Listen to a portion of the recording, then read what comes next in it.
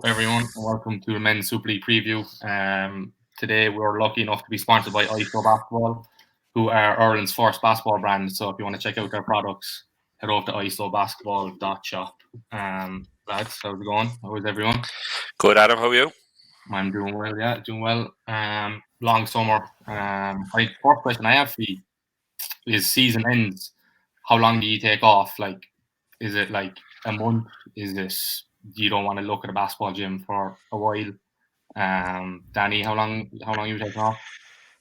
Yeah, I suppose. Look, obviously it ended for us there end of March, and then definitely took the full month of April into nearly mid-May. With absolutely, no basketball. Had a family holiday actually the end of May, which ran into the middle of June. And did nothing until kind of returned from that, and then obviously supposed to start looking at players and pre-season plans and different things like that. So probably middle of June. So probably went nearly 2 months really. John, how about you? Yeah, well, look, I suppose I like to. I become a fan. I watched all the games. Obviously, the last 3 weekends. I just like to watch a lot of games when I'm not in coaching. You're not thinking about stuff you can run, and just like to watch games. So I don't not really take a break as such. I would say I just watch a lot of games. EuroLeagues, NBAs, and stuff like that. But with regards, like what Danny said, they're pretty similar. Thinking about next season, now you take your 5, 6, 7 weeks off, definitely with that. It's probably not much time off you, Ciaran, with the small one, is there? No. I think we're all in the same boat. I think we're actually, the season gives us a break. We're actually going into the hard work once the off season starts because we're getting covered all year. So, back to real life. But yeah, I suppose we're all kind of stuck in underage as well. So the way the county board season went down here anyway, games went on, and it's good to catch up. Went to the Billy Kelly and saw a couple of underage games which you miss out on naturally. So it's good to catch up. But from a Super League perspective, just complete break till, as Danny said, kind of, start of May anyway, middle of May, to start recruiting. Adrian, you probably don't get much time off anyway. Probably the first topic we're going to go into is successful summer with the national team. You're there firsthand. How do you think it went?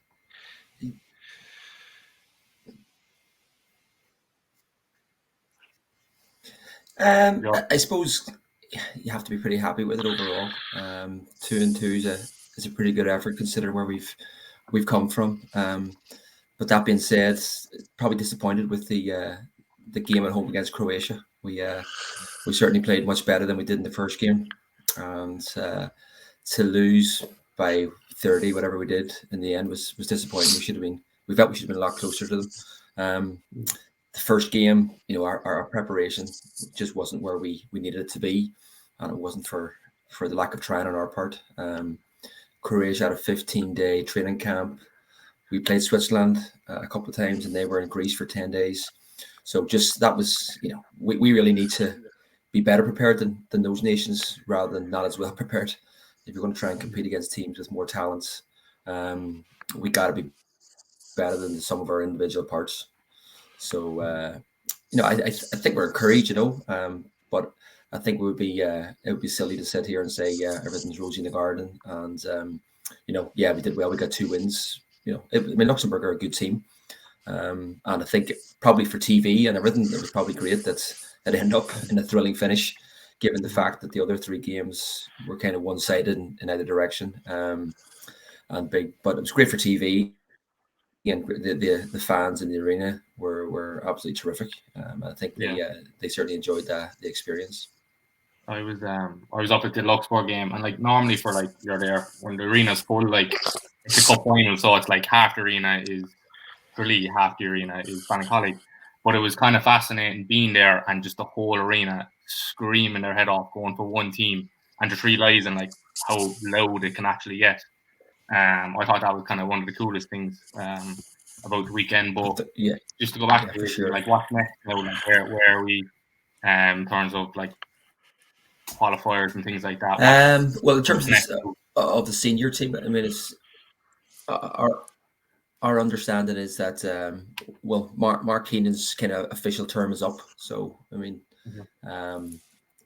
So I'm not going to say too much about that, but I would imagine that he must have a good shot if he goes again, which I hope he will. Of being reappointed. But whoever's in charge, I think it's February, November. The World Cup qualifiers, I think, or Olympic qualifiers. I think it's the World Cup qualifiers. 2027. So, it's sort of similar type setup than the current Europeans, but that's going to have an impact on us in terms of our personnel that are available to us. So the college players that are there obviously won't be available. So that kind of affects and impacts the roster, the potential roster. But that's the same for every country. But certainly with some of the players that had played and did very well for us, that's certainly some of our key players will be missing. But other opportunity for other guys to step in who weren't available. Some guys, it's a huge commitment. I mean, we were together, from the 8th of July on a bar a couple of days, so it was a huge commitment from all the fellas to do what they did, to give up time, to change work, to take, you wouldn't believe what Mike Hickey did. Like, Mike Hickey gave up his job. It's kind of mad stuff. Gave up his job, and he said in the Croatia game, when we were down 40, he was thinking, oh my God, what have I done? He think I made the worst decision of his life, But so the commitment of the fellas involved was incredible. So that has to be called out for a start. They did a great job. So how to compete with fully professional setups is the real challenge for us. So it's about money, it's about funding. It's all that type of stuff, and that's not just. That's just our senior guys who aren't putting their hand in their own pockets. Essentially, I mean, they are, but they're not to the degree of underage teams. So what our underage players are having to do, girls and boys, is pretty ridiculous. But anyway, that's not for now. I guess. Just to reflect a bit on last season, I'd say we could all probably agree, Mary were probably standout team. I know Ballincollig in the end, but they kind of came out of nowhere really. Like, I don't think Mary have had that success ever or in a while anyway, and they really got the pros right. Just to go to you, Ciaran. You won it last year, you got it done in the end, and as a player you've won back-to-back things and things like that. So, like, what's harder? Is winning initially the first time harder, or trying to go and do it again? I don't know. From a Ballincollig perspective, we've just done back-to-back seasons for the first time ever in Super League. So I don't know. Look, obviously it was great to win, but look, John is there. John's done it. Adrian did it back-to-back as a player. Danny's been involved with Demons his whole life. They've done it numerous times as well. So I think it's with the playoff system, with the way it is, there's probably, Tralee were on the outside looking in at the end. But like you probably did have 8-9 teams who genuinely thought they had a chance. There were so many close games. I know we went to Belfast, had a chat with Adrian afterwards. That felt like a playoff game. I'm sure, had a good look at the Mary Demons game in Calasanctius. That look, there was the Tralee Neptune game comes to mind. Obviously, that put Neptune in third place in the south, moved us to fourth, and Tralee ultimately didn't make the playoffs on the back of it. So there's so many close games going into the playoffs. Just felt everyone had an opportunity to win. We came out on the right side, maybe just a bit of luck, bit of health, figured out our team, but it's really difficult. Just the level of the league. I came in the league in 2010, 2011 season, and just the strength and depth it's incredible to see. I suppose for us, you just have to look at your own team. I think, when I look at the lads on the call there, John, when Ciaran Donnie's still playing, Fergal, Dara, Owen Quigley. When you have players, I'm just looking at it. We just look at our own team and go, Adrian, Ronan, Keelan. Very lucky to have Keelan, myself, Phil and Corkery. We probably have 5 guys at a certain level with experience, and you acquire a few good pros. Then whether you're in the Super League 2 years or 22 years, you would just have to look at your roster as a coach and say, well, we have a chance here. And I'm sure Demons are saying that, Neptune are saying that, Star, Aina, Tralee. So I think that's the big thing. But I suppose the sweet thing about winning last year was it's not maybe for us or for new people in our club. It's probably for the Francis O'Sullivans, the Ciaran O'Sullivans, who coach the players underage 20, 25 years ago, and now see it come all the way through to the highest level. That's pretty cool. But for us, we have no thoughts. It's just getting a team on the floor and trying to compete again. And with the profile of the players we have, we've lost Dylan. Dylan's in Australia. But just with the current players that we have, as I said, whether it's 2 years in the Super League, 3 years, or 10 years, we have to look at it and go, well, we should be competing with the guys we have, and with a bit of luck with the professional players, Yeah, and since Tralee kind of came back into the league, I don't know, was it 10 years ago now or ish? You've always just kind of been like 1 first or 2 seed, kind of like that. John, last year you missed out. Do you kind of lean on those kind of bets now? We want to get back to that kind of level.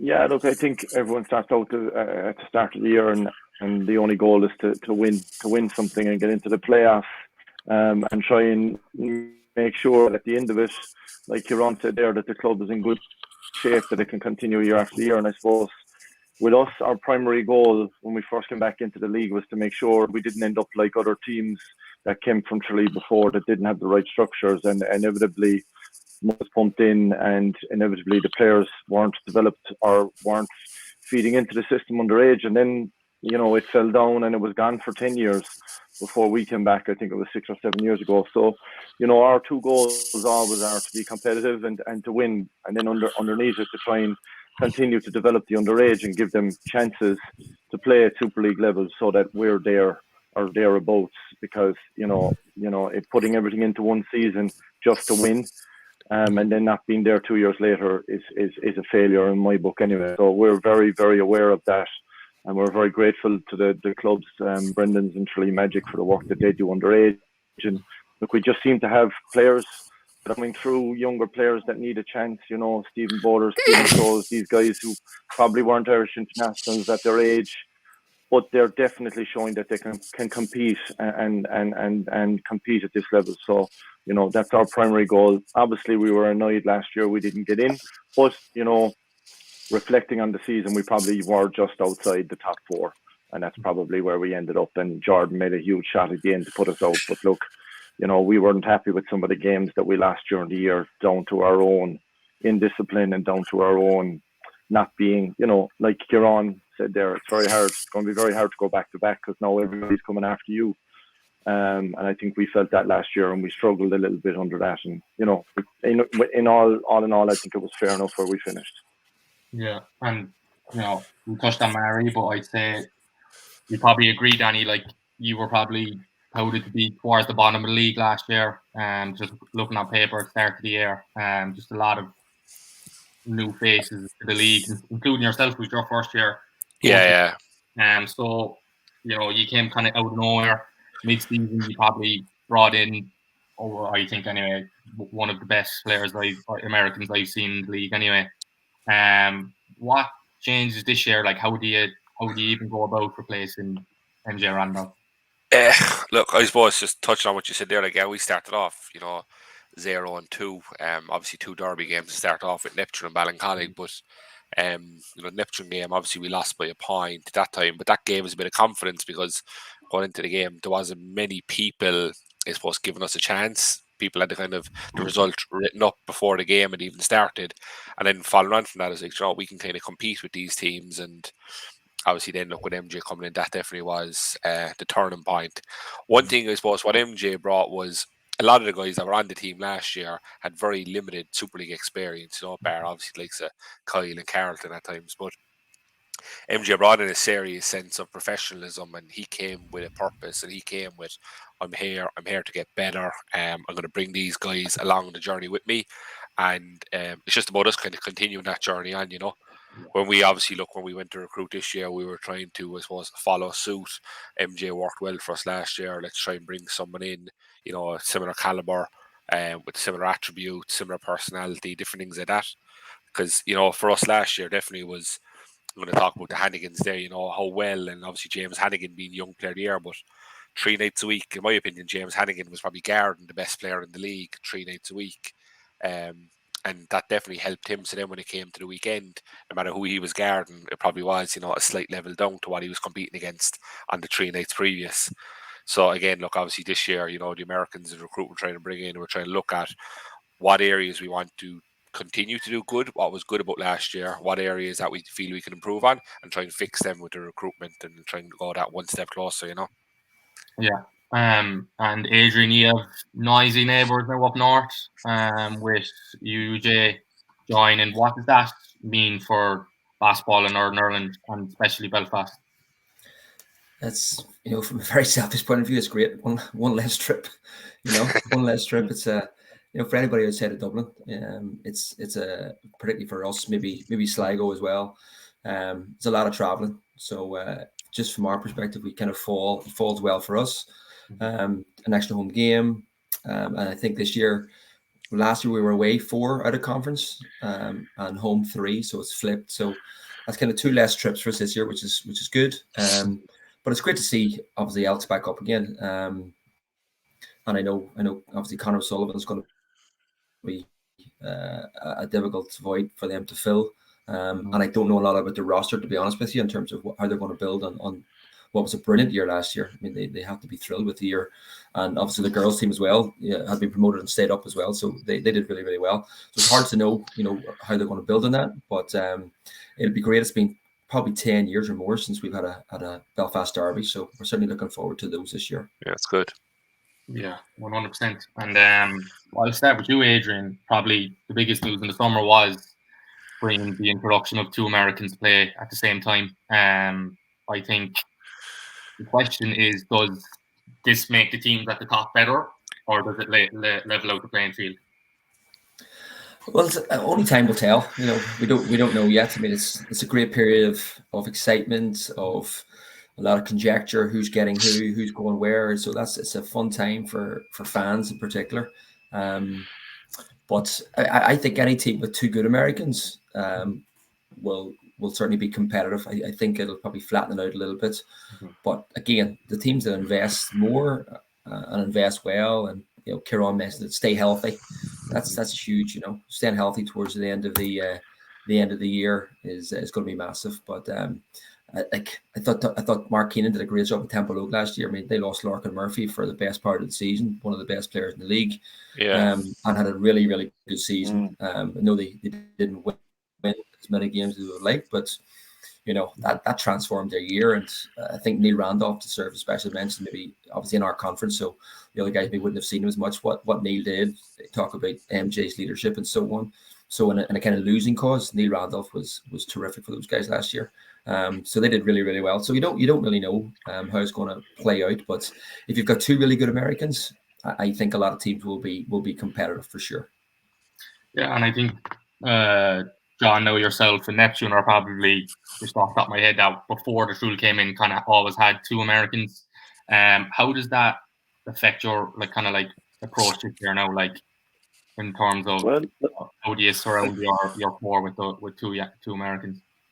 Yeah, well, I suppose there's, you know, where we are in position with all the other European leagues, like Danny alluded to there, you're trying to find something special in a player that maybe hasn't got a chance, or, you know, something has went wrong for them. You know, any of these high level guys that are coming to Ireland, you know, usually have a story of something that happened. So you're trying to, you know, play somebody that way. But like, I suppose the thing is, there's, as Adrian said, there's only a certain amount of money that people have to spend. So, you know, the illusion that now because there's gone to 2 Americans that suddenly everyone's going to have to expose is not. It just means that it's going to, instead of people investing in Europeans, they're probably going to go and get Americans. It's just freer for people to do what suits them. We've always had 2 Americans, I suppose, one coming in and out for the other. It worked well for us. And to be honest, at the start, we needed it because we didn't have guys with a lot of Super League experience when we first came in. So we needed that experience and we needed that depth to survive and to make sure that it was there. But look, I think it's very, very exciting. And like Danny's point is spot on there. If he had 2 RJs last year, you know, 2 of his players would be getting that type of playing. And it'll help Adrian and whoever's with the Irish teams as well, because if you were guarding 2 Americans night in, night out, 3 nights a week in practice, and then having to guard them the weekend, the Irish players that are good will get better. And the younger kids that are coming in and trying to get it are going to get better as well. You know, they're quicker, guards. They're big. So I think it's very exciting, and I'm delighted, obviously, with the change to 2 Americans, and I just hope that the numbers of the crowd, like above the derby, is unbelievable. Like you couldn't standing room only. So that's what people, I think. Yeah, and Ciaran, correct me if I'm wrong. 14th year now. You? I don't know. Yeah, maybe 13. Yeah. But look, you played in the league a long time. What does this, as a player standpoint, not just the coach, like what does it do for the league? It's going to depend, as John and Adrian kind of referenced it there. It's going to depend on the caliber. Like we're well used to having pros in the league. They're just going to be American now versus European. So it will be different in the sense of not to stereotype or whatever, but the Americans tend to be more exciting, more athletic. So does that put more people in the stands? Maybe. For me, looking at it, it just probably means one more pro on each team, or maybe not an extra pro. But I know we fell victim to both Belfast and Tralee last year with the second guy. I know he was just in the door for Adrian last year. And a guy could get 6 or 8 points. You don't know him. Same with Tralee. They the second guy. So those guys are going to be playing now. They were on the roster last year, but they had to chop and change with a player. So I think it's great for the Americans. It's Adrian could probably speak more to it. He played in that era where culturally it's great for the guys. They're living together. Whereas the last couple of years, certainly for us, it's been one American and one Bosman, whereas the 2 Americans can be rooming together or whatever and hanging out together. It's good for them. So I think it's going to be good, but there's going to be battle on for minutes. The younger players, it's going to be a challenge from a coach, but from a player, I think the skill set's going to change. Someone like me, I see it there with Fergal and Dara, and Adrian has a couple of guys with the Quins and Connor Johnson and guys like that. Being able to feed the ball in the post, I think we're going to see a bit more post play. I think Murray getting the 2 big guys last year had a big impact on the league, and then being able to space the floor and catch and shoot open threes. Just with two Americans, I just see there's going to be more closeout situations, more putting the ball in the post, more double teams. So if you can feed the post, space the floor, I think that's going to be your key to get into the game. So for me, great. But maybe for other players, you're going to have to find your way onto the court. So yeah, challenges all around. But I think from a spectator point of view, it's a no-brainer. I think the game has been trending that way, and it's really exciting. Yeah, and Danny, you've probably been one of the more public teams with your recruits. And from what I've seen is kind of you went with, a more of a ball dominant point guard and like kind of a rim runner big. Am I wrong to say that's the kind of direction you went with? Yeah, and I suppose look, just on the public thing, was last year we tried to keep things in house, and before we knew it, we were noticing that their Instagram followers were growing and growing. And obviously there was a holes in the house. So this year, just as soon as it was done, we just kind of, I suppose, told the players, wanted them to be the first to know. Made it common with the players, and obviously after that, then the news kind of went public. And look, I suppose the guys will allude to it as well. Sometimes with the agents as well, you tell them not to share anything and don't do anything, and before they know it, like we're all nearly shopping out the same baskets, So if one agent shares that their client has signed in Ireland with such and such a team, we don't be long adding up who it is. And you hit the nail on the head. I think, with the personnel we have, obviously, the likes of the returning players, the Hannigans, Tala, we've always liked to kind of, I suppose, run the floor and different things like that. Last year, it slowed us down a bit. We went a different direction. Last year we recruited Kingsley Nwagbozo, and it was on the back of being promoted into the league. The year previous, it was probably Tralee and Neptune were obviously in the cup final and league final. Obviously Sabada and probably Nico Rosso were 2 dominant players. So we were like, all right, if we were going to compete in this league, we need that bit of height, that bit of rim protection, different things like that. And coming into the league last year, we went with the recruitment of, let's try and match what the best teams are doing and see if we can make up the difference then across the floor. Whereas this year then, after having that year's experience, obviously, I suppose the Hannigans, these guys, one more year in Superleague under their belt. This year was about kind of recruiting to kind of across our own identity and what we wanted to do. So Look, obviously, 7th Woods, he's coming here, big point to prove. Had early conversations with him early in the summer, and we seemed like the perfect fit for him. He seemed like the perfect fit for us. Obviously, we got that over the line. And then Zoe Tyson was someone who we were kind of looking at last year. Unfortunately, he had signed elsewhere last year. Him and 7th actually had the same AAU coach. So then when we announced 7th, Zoe reappeared back on the table, being like, I'd love to come and play with him. He had interest in Azerbaijan again, where he was, different things like that. But I think us having 7th, him wanting to play with 7th, things like that. Both of them are from South Carolina. That got him over the line, and so exciting now. We'll get both the guys in.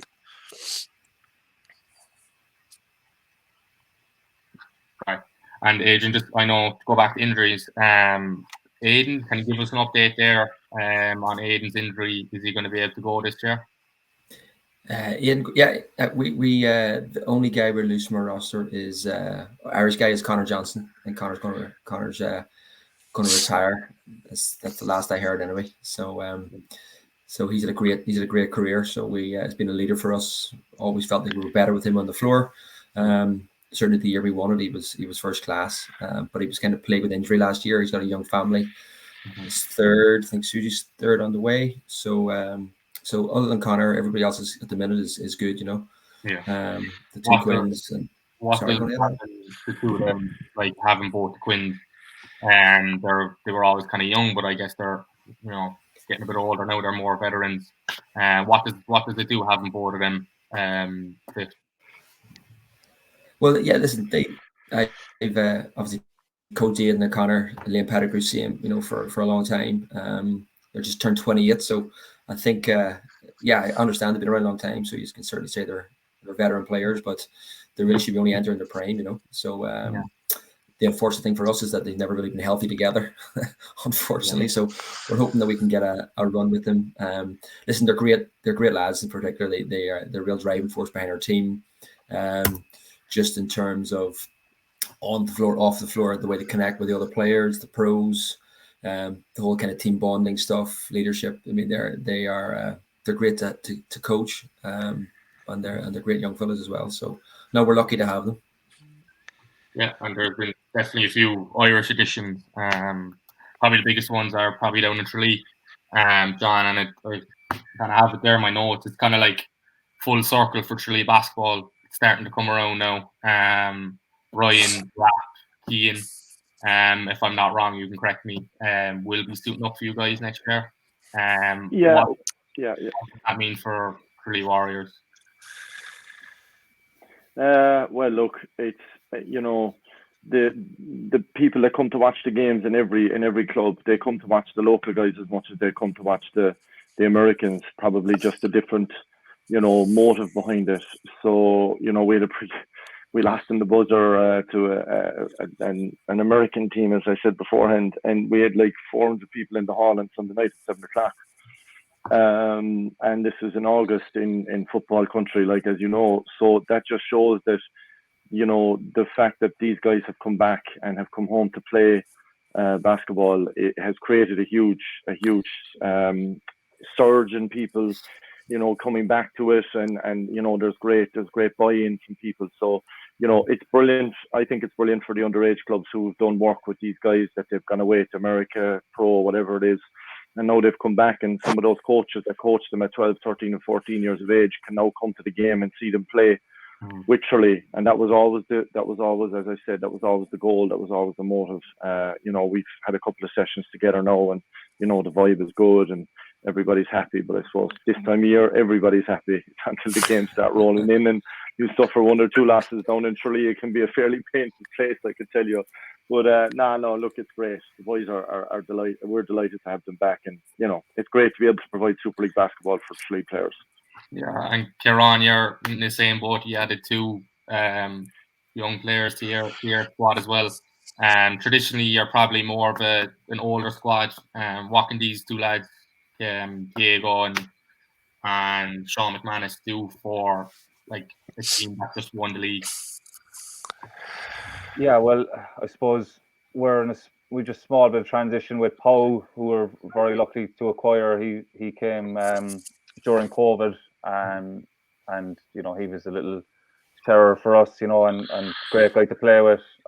Always had him on my team in training, and he did 2 seasons with us, and he was fantastic. Left with a Super League medal, and Dylan Corkery the same. So with those 2 gone, that's a lot of, you know, I think it was whatever, we played 42 Super League games in the first 2 seasons, winning 32 or 33 of those. So that's a lot of experience to lose. So just to bring in Sean and Diego, who are coming from Father Matthews, again, we've been training away, and they've been great. I met them both individually. They both want to come. They want to learn. They want to play Super League. It could take them a couple of years. It could take them a couple of weeks, but the potential is there. Diego obviously was Young Player of the Year in Men's Division 1, which, as myself and Danny know, have been, you know, recently promoted out of that league. Lucky for you, John, you never have to go through that route.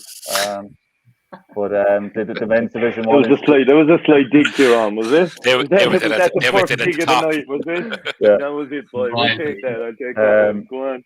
So you earn your stripes there, and you know, the 2 lads certainly have, Sean and Diego. Diego winning Young Player of the Year, and Sean, I saw him play with MTU in the college final against Puff's team, which was basically the Temple Oak team that Griffith College that Adrian referenced there, with James Gormley and the Aussie guard that they had. So they had a really good team, and I saw Sean had 27 points against them. So that was a no-brainer for me. So they're good players to come in. We've Rory O'Flynn stepping up now from the Irish Under-18 team, and Brendan Duanla, who was on the Irish Under-18s last year. He did a year in Spain with CBA, the academy, so he's back as well. So we've got a nice couple of young players coming through, and it's nicely meshed with Keelan and Adrian and Ronan, etc. So nice balance, and then a couple of pros to add to that now the next week or 2. So all good. Yeah, and John, like, you know, you're probably in one of the boats where it's like your core, like, at the end of the day, and it's the same with a lot of other teams. There's only one basketball. So like, how do you recruit around the core like that, where it's like you're not trying to step on fellas' toes? To be honest with you, I hope I'm not blindsiding you here now, but like, no. It's funny about that, like, I think one of the reasons we laughed in the buzzer on Sunday night was because there wasn't enough basketballs in the hall for the guys that were playing, and the pros hadn't even come yet. So we were at practice last night, and we alluded to, you know, that just being able to trust the guys, because there's a lot of obviously high level guys. For us, we needed a point guard. You know, last year, you know, the point guard we brought in didn't work out, and we asked Dre to play a combo, and he was fantastic at it. But, you know, in Tralee, the one thing that we have been lacking over the last number of years is, you know, what you'd have with Ballincollig and what you have. They all have Irish natural point guards, and we just haven't had one. So, you know, we're lucky at the moment. We have a young kid, Eddie Shee, who we've brought up, who's played up schools with us all the way up along with Brendan's, and he was, you know, MVP in the under-20 final of the winning team. So we had to bring in a point guard. So we signed Jonathan Williams he played at VCU a couple of years ago and got injured, and has come back. So we just, you know, he's a kind of how would I describe him? He's a pass-first point guard. You know, he loves to find his open dudes, and so that's going to help with guys getting their shots up. So that was first and foremost, and then we just needed some help inside. We have, obviously, Kean actually wasn't supposed to come home, and he just came home out of the blue and said he was going to go playing and stay here so then we kind of signed more of 4 or 5. So, you know, that's what we have around it. But the main thing for us was we needed a point guard that was going to be able to set up the guys and set us up and run us. Yeah, and I was only over Neptune checking the amount of basketballs we had as well, because I think Mr. O'Reilly has the same problem. But it's a good problem. You'd rather have it as a problem than not. But Danny, just before we kind of come towards the end, tournament coming up. Oh yeah, so obviously, actually, everybody here will be involved in it. So, just look, last year we done a lot of travelling in pre-season. We probably didn't have the pre-season that we wanted. Played against a lot of Division 1 teams, different things that, and hence we went 0-2 early on. We weren't really ready. So we said this year what we do, look, is we try to organise it ourselves. with the help, obviously, actually of Orla on the sideline live, she put me in connection with some of the coaches in the BBL, and Lloyd Gardner from the Surrey Scorchers is bringing over his team. So it's on Friday the 8th of September, Saturday the 9th, and Sunday the 10th. You have about 10-11 games on over the weekend. Obviously, like Belfast, Tralee Warriors, Ballincollig, Neptune, Killorgan, Leicester, and obviously from the BBL, Surrey Scorchers. So I'd say like tickets and all pictures that will be out at the weekend across UC Demons Instagram page. Probably the best place to find all information on it. Yeah. And John, you're the same? Yeah, 2 weekends time we've got Ciaran, Ballincollig are coming down, Neptune down, and Sligo, just a 4-team tournament in the complex Saturday week now. Everybody just playing everybody just to get the games, and then that's going to be that'll be the start of the pre-season for us, I suppose. Yeah, lads, 45 minutes there now. I'd say people don't want to listen to us any longer. Look, I just want to say thanks for coming on, and thanks to RF Sideline Live, ISO Basketball, and I wish you all the best. Not too much luck during the year, but I wish you all the best. Thanks, Adam. Cheers, Adam. Thank you. Thanks, guys. Cheers.